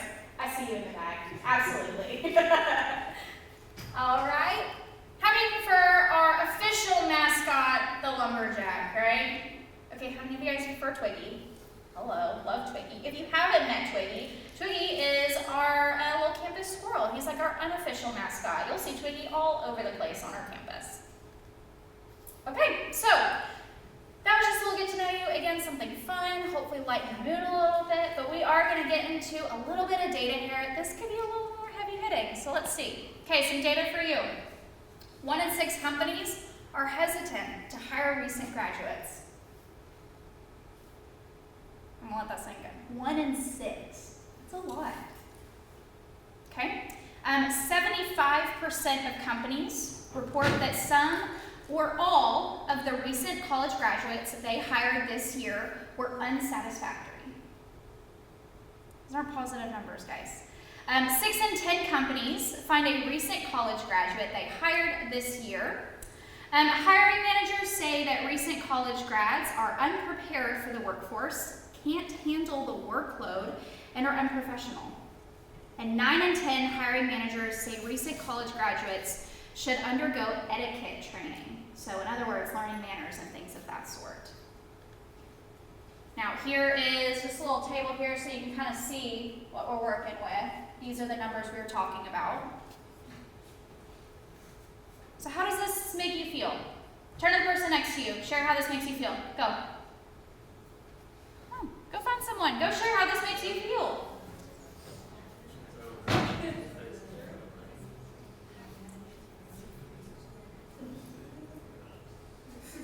All right. How many of you felt like this was surprising? Raise your hand. How many of you are yeah, that tracks? Okay, about half the room. Y'all are about split. What's our takeaway? You gotta be intentional with your time, right? That's really the end of the day. I think that each and every one of you have full capability of being the opposite of all the negative you just read, right? But if we have to be intentional with our time whenever we are working with employers, whenever you are in your time in your studies, right? Because who you are and how you're portraying yourself goes a long ways. I also think it's important to remember that this is maybe the perspective that people have of grads right now. So you have some heavy lifting to do, and that's okay because we're here to help you along the way. And also know that your future starts right now. So you can decide now, okay, I'm gonna be not that, right? And work towards that. Okay, so here's some advice for you guys. Be open to the journey ahead. So even though you might have a really specific interest, and that's why you're here, right? Because in theory, that's what graduate school is going to be about, right? You're like, okay, I want to go a little bit further in my education. Be open to a variety of experiences ahead of you. You can gain skills from experiences that are outside of the classroom. In fact, you should be building skills outside of the classroom. And you never know, they might actually lead you somewhere that you didn't even expect. And it might end up being a new path that you go down. Also take advantage of your resources here and your people. So I'm talking advisors, I'm talking campus-wide resources, and I don't just mean the Career Center, I mean across campus. There are people here who are here to advocate for you and help you. All you gotta do is learn how to advocate for yourself and ask. Probably there's something here to help you. You just gotta ask the right questions and find the right people there. Okay, I mentioned experiences. You gotta gain a variety both in and out of your field. So employers are looking for more than just what you did in your classes and your coursework, right? They're looking for more even than just research. So get creative, start looking a little bit beyond that, right? We're talking maybe you can join a professional association in your field. Maybe a student org. You can start gaining teaching experiences, more research partnerships, right? Attending conferences. All these can really help build your career. And then also, I mentioned networking earlier. All networking is building a relationship. Learning how to go and shake hands with someone, introduce yourself, what you're interested in, where you're going next, right? It's also called an elevator pitch. You should Google it if you don't know what that is yet. But really, networking, again, building connections. So you have a whole community here of SFA members, both within, graduate studies, but then also within your individual fields and maybe related fields as well. So go ask them about their professional journeys. How did you get here? What did you like about your field? What did you not like about your field? And you can take all that data and use it to inform your next steps. So faculty, staff, advisors, local community. Maybe there are employers and organizations, nonprofits in our area that are doing something really similar to what you're interested in. Go reach out to them. What's the worst that's gonna happen? They say, no, sorry, we're too busy.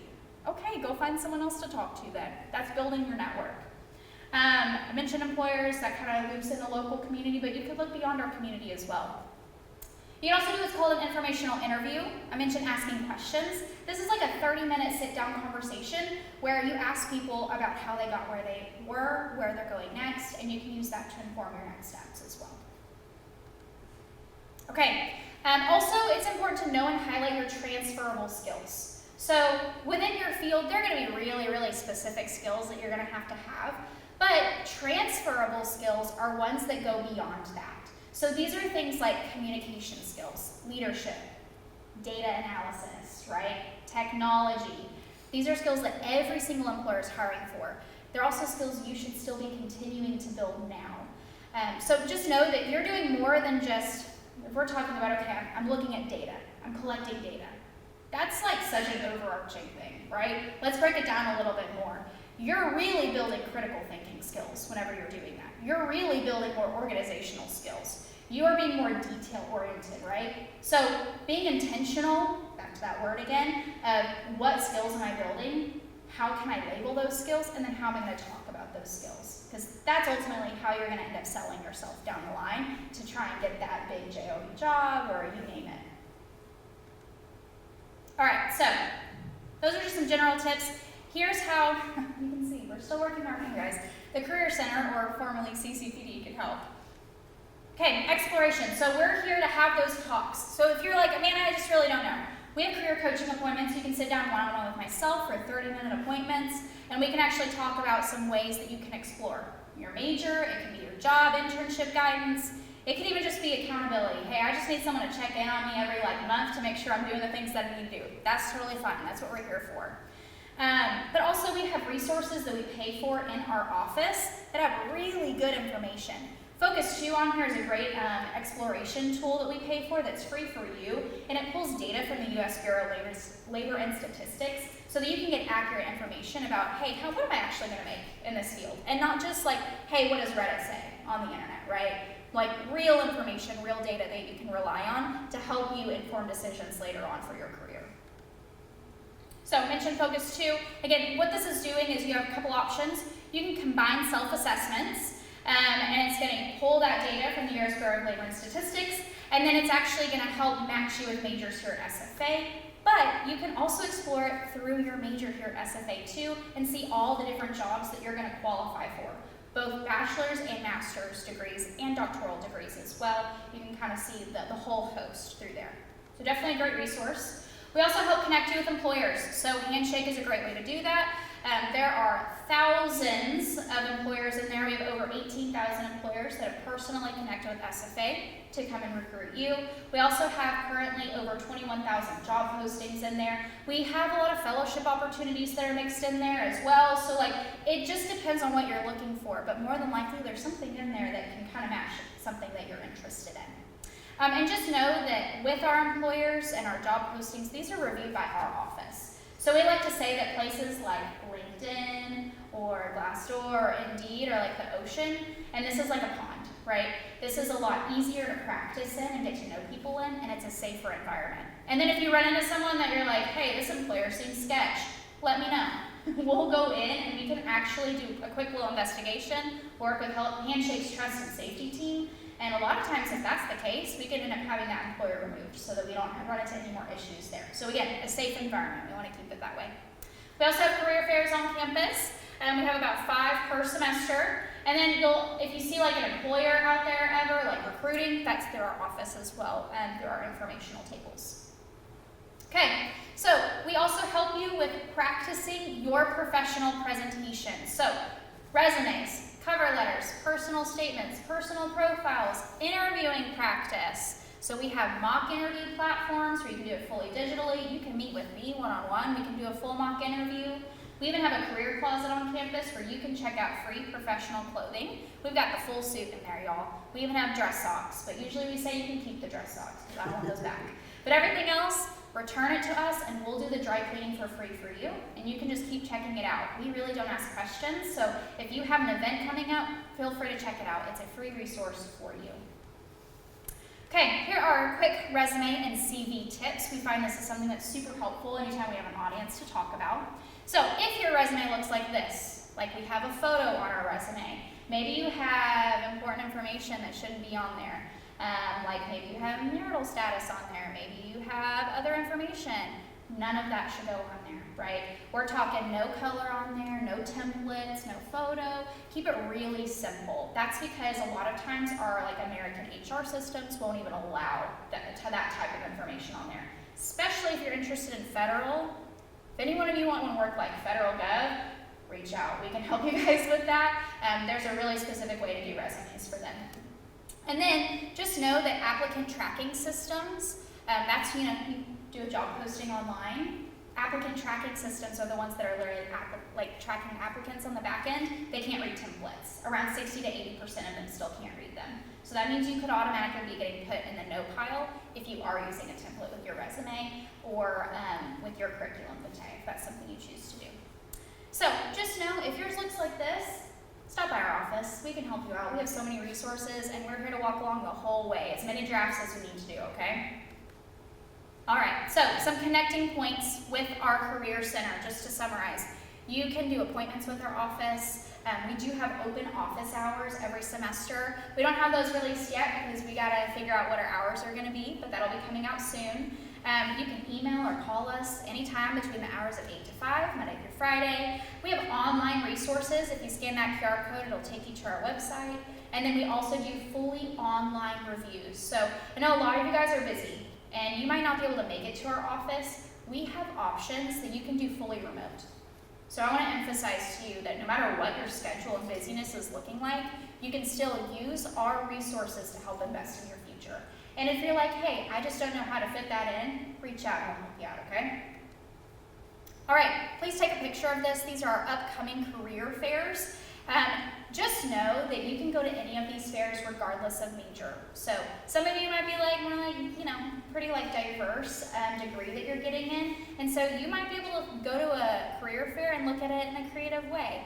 I like to use our teacher fair as an example. If you're like a business student, hey, did you know that school districts have business offices? You can still connect with them and also practice your networking skills. So please feel free to come to any of our fairs. Our All Majors Fair is usually a good one, though, if you're interested in networking a bunch of very different and diverse groups.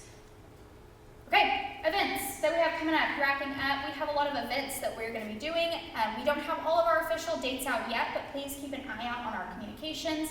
We like to do professional development for our students throughout the semester. And that's all I have for you guys. So again, if you take anything away, just know that you're not alone in your professional journey. Our office is here to walk alongside you, both here right now, but then even after graduation as an alum, you still have access to all of the resources I talked to you about. So just reach out and again, ask questions, learn how to advocate for yourself, and know that there are people who are here to help you along the way.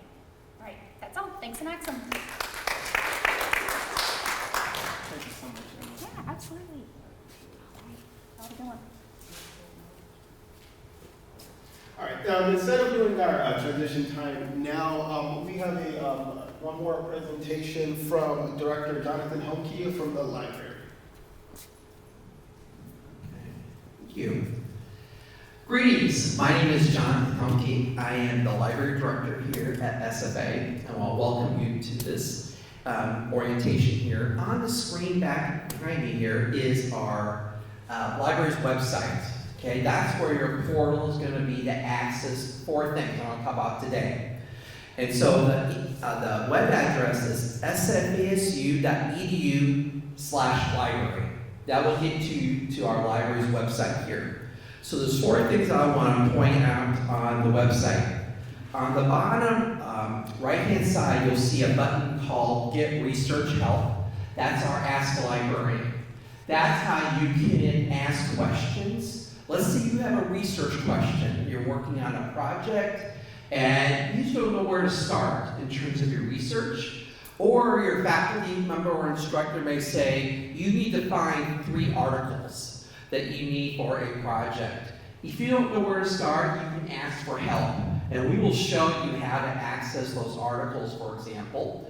And so that Ask a Librarian on the bottom right-hand corner, that's where you can chat with us online, or you can post a question, and we'll respond back to you within 24 hours. And so that's where you can post questions. We'll get back to you if we're online. Also, you can reach us by phone or by face-to-face. So if you're on campus, stop by the library. We have our library services desk where you can ask face-to-face questions and we can help you out in terms of your research needs. And so feel free to, like I said, there's no dumb questions. If you need an article, or let's say you need a book. You're going to read a book for the semester and you want a couple chapters from that book, we will get those chapters of articles to you. So that's where you can ask for help on any kind of questions. Also, I want to mention to the grad students also too, is that we can also help you with statistics. So if you're needing data for your projects, and say, John, I really want to do something about, let's say, educational statistics or economic statistics, we'll be able to help you out find those statistics that you need to find for maybe a research project or for one of your classes. So the research help is pretty expansive. We'll help you connect where you need to connect to in terms of research help. Okay, on the top right-hand corner there, you know I have an arrow there that points to our library hours. Okay, so that's important if you're going to be here on campus, let's say after class, before class. A lot of our graduate students come on the weekends because they're working and then they come on campus. And so you can be able to find the hours for the library. So our first floor is open 24 hours. That's the first floor, Sunday to Thursday. Our upper floors, our second and fourth floors, open till midnight. The upper floors are closed on weekends, but on Saturday, but you can access our materials through that. And so basically, check our hours out. If there's some, I want to talk about study spaces I meant here, but if you're needing a space to work as a group, let's say, have a group project, and you want to meet face-to-face, we do have spaces for that. And so you check the hours out. If you can tell your group, hey, let's meet in the library on Saturday afternoon, let's say from 3 to 5, we can accommodate that for that too. So we have spaces for you to do meeting groups, or if you want to do individual study. A lot of students have told me, John, I just want to get away from my family. I love my family, I need to get away, and I really need to study. And so a lot of times they'll use the library as their personal office to get their work done. And so please use the library for that reason too. So in the middle there, you'll see a space called Reserve a Study Room. That's the top center there. We have 22 rooms that you can reserve 7 days in advance. So let's say you have a project coming up and you want to reserve one of our study rooms. Those rooms have whiteboards in there. You can plug in your laptops. And so we have those 22 study rooms that you can reserve. So feel free to use those spaces too for group work. If you want a more enclosed room, we have 22 of those that you can reserve 7 days in advance. So that's the study rooms we have available in the library. On the left-hand side here, you'll notice an arrow there for Access Library Resources, 2 arrows that point. The first point is the search and find there, okay? That's where you can find all our databases that you can access to access articles. Or if you need a book, and let's say it's an ebook, you can access those through the search box that's in the middle there. Also the search and find at the top. And we have about 200 and some databases that we purchase for students to access articles, to access other resources like videos you can use in classes. We also have statistics resources that you can use.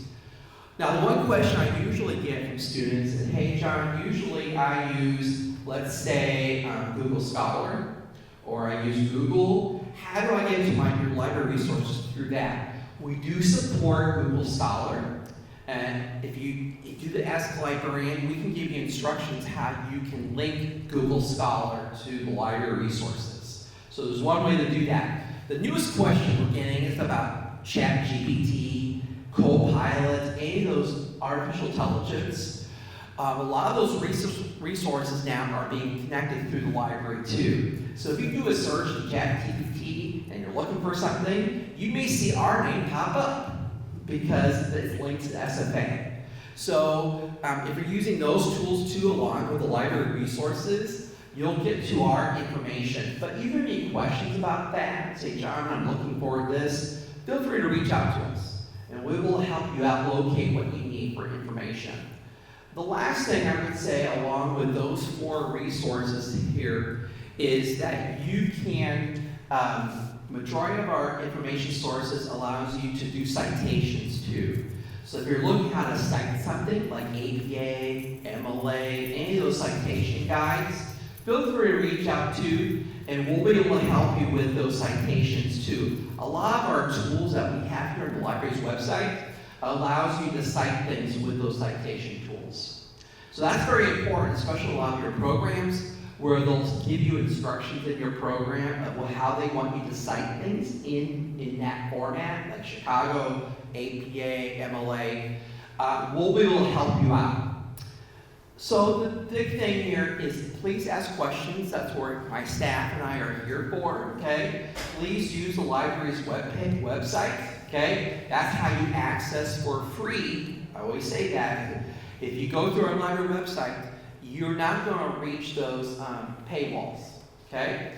And so feel free to use our website to access information, okay? For example, we give all students access to the New York Times for free, okay? If you go through the library's website, or the Wall Street Journal.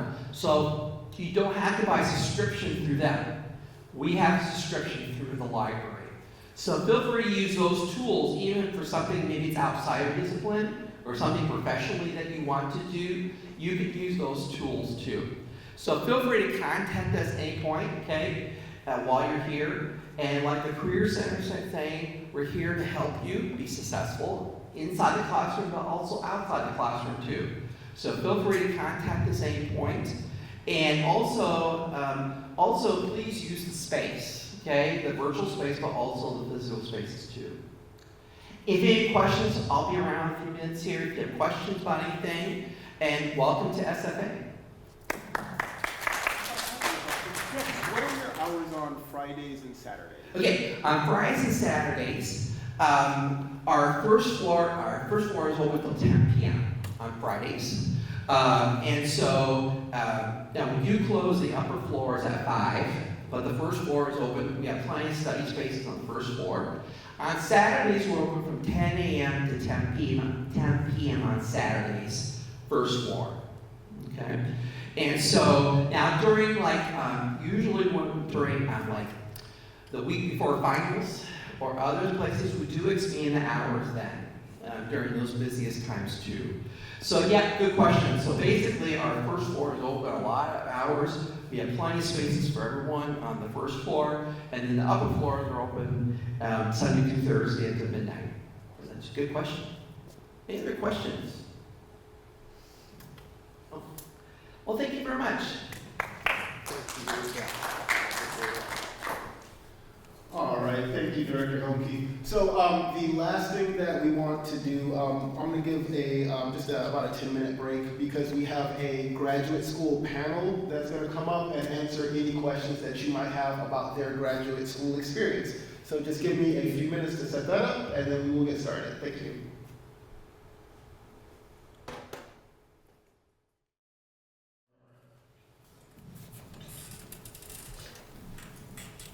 Okay, hi. Please, my name is Sheila Ponsa, and I'm currently a second-year student offering my master's degree in mathematical sciences with concentration in statistics. Hello, my name is Chinwendu Sylvia Agbanito. I am a graduate student at Department of Earth Sciences and Geologic Resources. My research is focused on applying machine learning in discovering lithium occurrences in Texas, Louisiana, and Arkansas.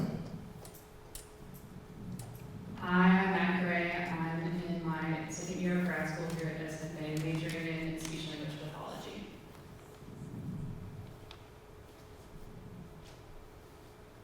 All right, thank you, panelists. Anybody have any questions for them?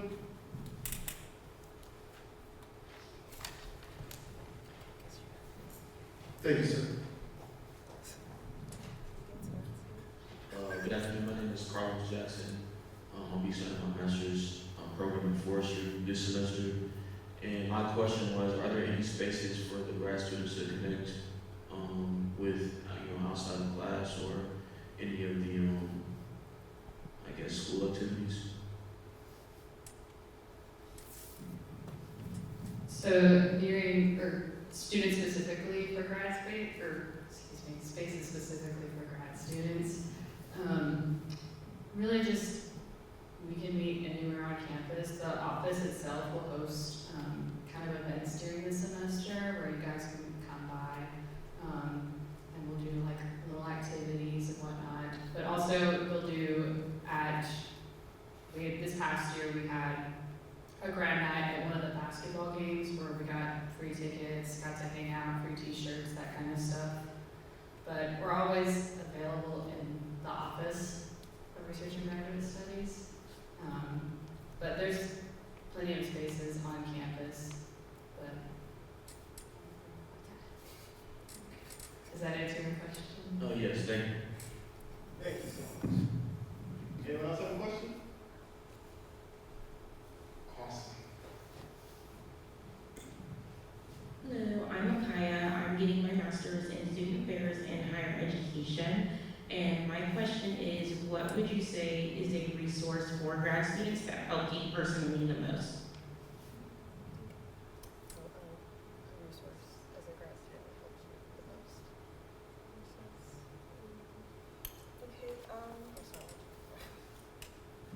For me, I would say the library has been very instrumental to me. I think I'm always sending requests for articles from journals from the library every week. So for me personally, I would say it's the library. I would say has. Okay, so in addition to what she said, most of the faculty members on campus open their offices for students to work in anytime by appointment and walk-ins. So those people, the professors can also serve as a resource for your studies. And I'd like to add to that, I would completely agree with Sheila. Like, some of the best resources have been making connections with my professors. Generally, our grad classes are relatively small, so your professors tend to be a lot more personable and you can kind of get to know them. And there are a lot of like mentor-mentee opportunities there. Anybody else have a question? I have a question. How do you all balance coursework, research, and other responsibilities without burning out? Because I know that graduate school can be a lot, especially coming from undergrad. Okay, so for me, I would say that it all boils down to time management. because you have to take the grad course as a full-time job as it is, and you don't have to, let's say in case you have the assignments, lecture notes and everything, you're supposed to read them down and let them be crowded upon you. You have to manage your time and know when to do this, when to do that, when to rest, when to see your professors and all, yeah. I'm going to be honest and say I've not been very good with managing my time. I think I leave campus every day by 8 p.m. because I have to work on my research. But one of the things I'm going to start doing is to manage everything, and that is treating my research and schoolwork like a full-time job, trying to do 8 to 5 or 8 to 6, but I mean, let's see how it goes. Whatever works for you. For me, with time management and making sure that I'm getting everything done, I have a planner. I set reminders on my phone. I have to make to-do lists, because for me, I have to visualize what I'm doing, and then, I mean, the gratification of checking it off, saying, I've done this, I've completed something, even if it's as small as I made my to-do list, check, you know.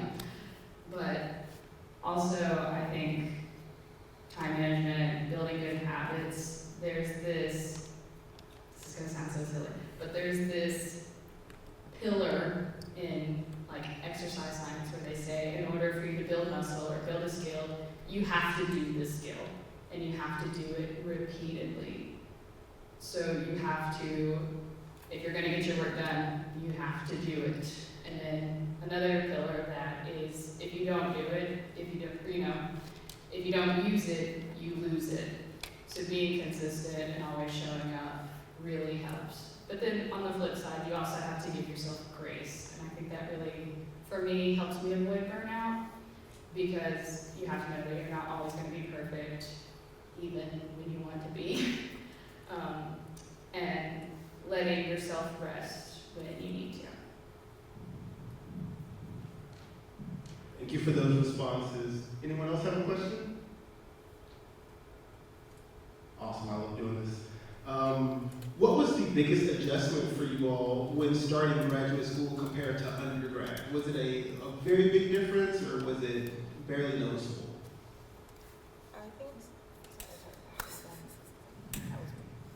I think from grad school, you get thrown into the deep water immediately.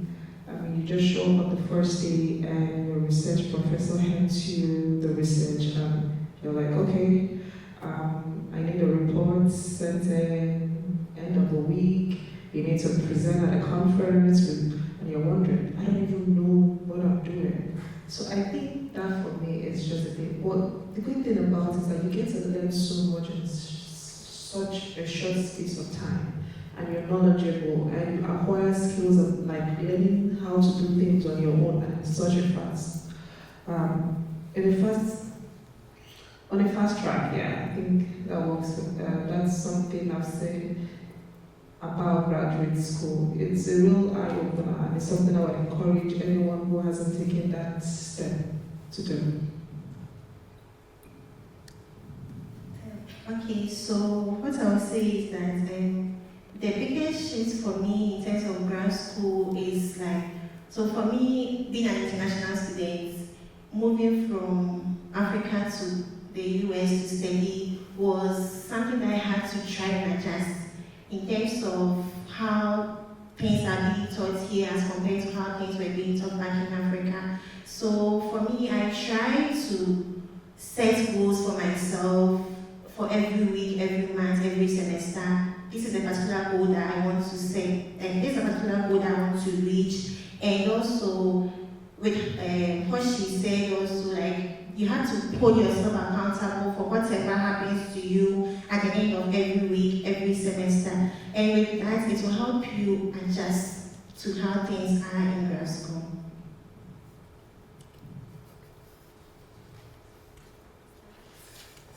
Awesome, thank you. All right, I have two more questions if nobody wants to help me. All right. Have you participated in any conferences, internships, or research opportunities while in grad school? And if so, how did those experiences help you? Okay, so for me, I've attended 2 conferences, but I presented in one conference at Baylor University. And during the spring semester of 2025, I was able to work on research with one of my professors, Professor Hugh Hammer.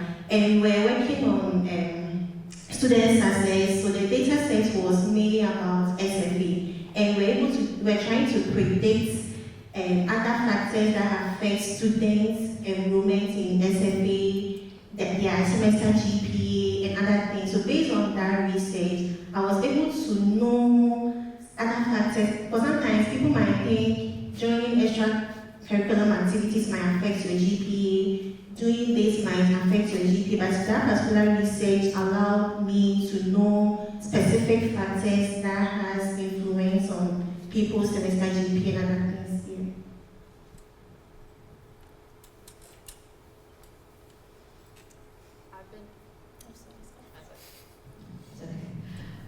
I've been to a couple conferences. One of the first ones I went to was the Texas Speech Language Hearing Association conference in San Antonio, and which it was a lot of networking, a lot of getting, well, one free BTA, but also business cards, signing up for emails and whatnot. And obviously right now it's a little annoying because I have to clean out my inbox so much.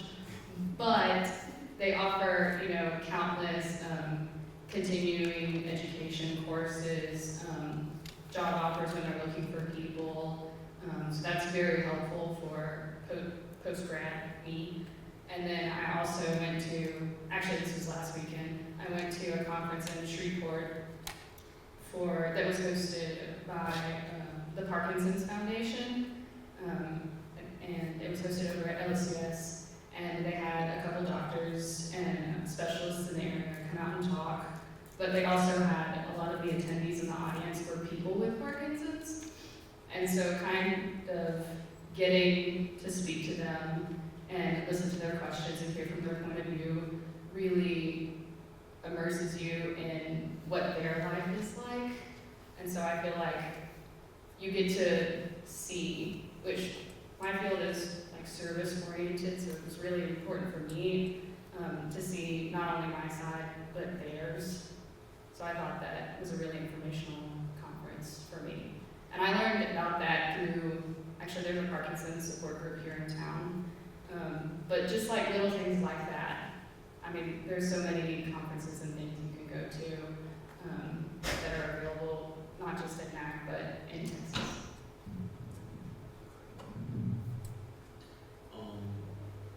What issues do you guys think plague grad students the most, and what are a few tips do y'all have to work around?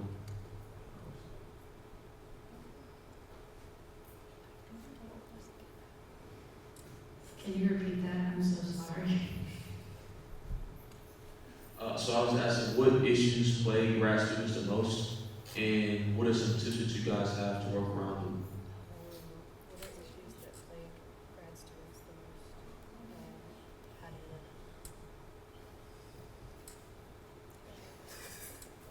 I can start answering this one. One issue is, all of them have mentioned time management at some point. With grad school, I have found that once you fall behind, you stay behind. And so, in my experience, the further ahead you can get, the better off you will be, because it is very difficult to kind of dig out of a hole if you've already missed an assignment or two. Does that help?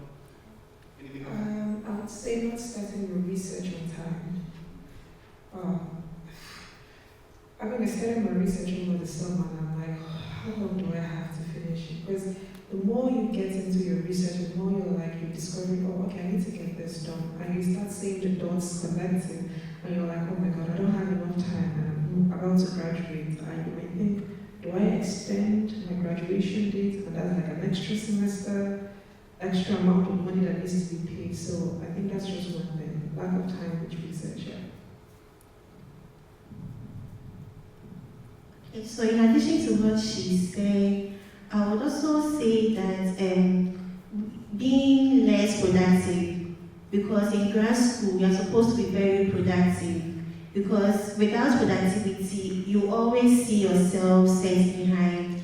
And as he also said, time management also plays a very significant role, and you have to set a goal and make sure that any assignment that I'm being given in a particular day, in a particular week, I have to make sure I'm done a day to the deadline. Don't wait for 2 hours to the deadline before you submit such assignments, because it's not going to help. What if you have network issues here and there? So always have that mentality, that goal, that whatever task that is being assigned to me, I'm going to do it and do it on time.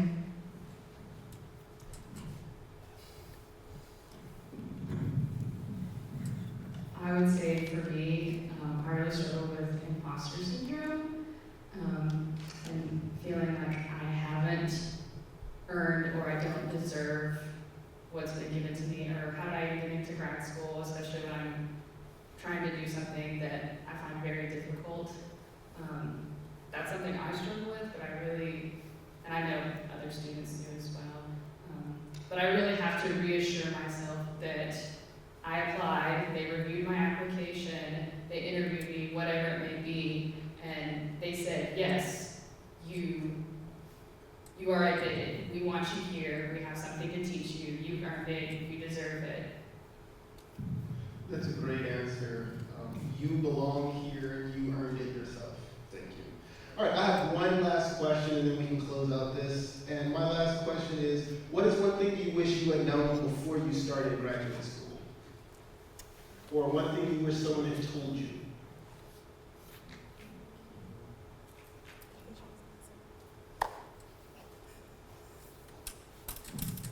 Okay, so this question is something that I wrote down before coming, so I'll read it out. So to me, I wish I had known that it's okay not to have everything figured out before you start grad school. Grad school is a process, and it's normal to sometimes feel overwhelmed in the beginning. But note that things get clearer and clearer as you move forward, as you meet your professors, as you form groups with your friends, as you always don't feel little of yourself. Yeah. Something I wish someone had told me before I got into grad school would be, you would be doing all of the work. And what I mean is that your professor is just going to come and tell you, okay, this is what we're going to be researching on, and then you just have to go in and start figuring out everything yourself. Research, it's not like undergrad that you have a curriculum and stuff. I mean, at the end of the day, it's going to be you, I did this work. So I think that's something I wish someone had told me. Yeah. One thing I wish I had been told prior to grad school is when I started, I felt like I was playing pretend, that I was playing dress up as a big kid, as a grad student, and then it turns out everyone else felt the same way, that I wasn't the only one who felt like I was putting on this mask as a, perfect adult who gets all their stuff done on time, and it's perfect every single time. That was not the case, so you are, again, you're not alone, I'm sure you've heard that at this point, but your peers, they are in the same boat as you, and in turn of that, they can also, you can support them and they can support you in realizing, hey, I'm not playing pretend, I actually am a big kid, let me put on my big kid clothes, and let me go to class and get my stuff done. One, thank you so much for being here and helping to answer questions. Thank you. Really appreciate it.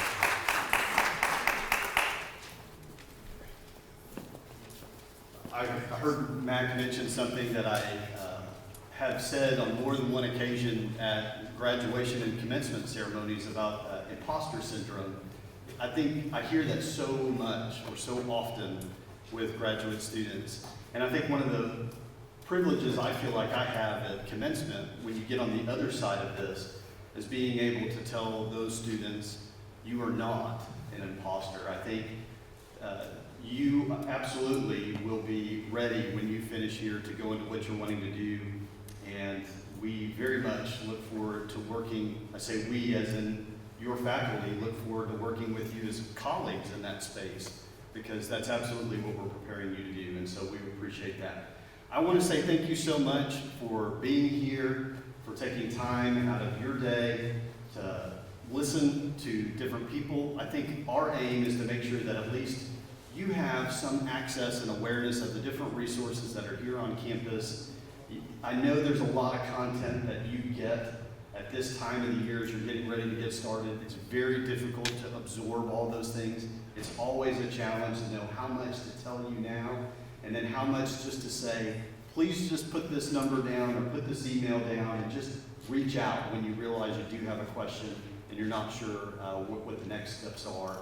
But we hope this has at least given you a little bit of some tools as you get ready to get started.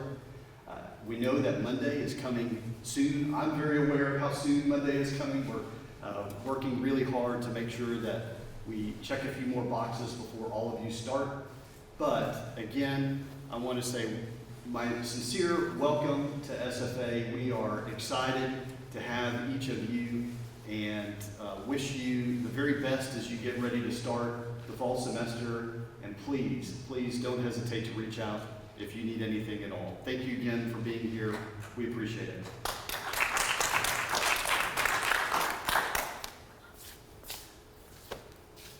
Thank you, Dr. Lane, and I think that concludes orientation. Thank you all so much for being here and playing along with us.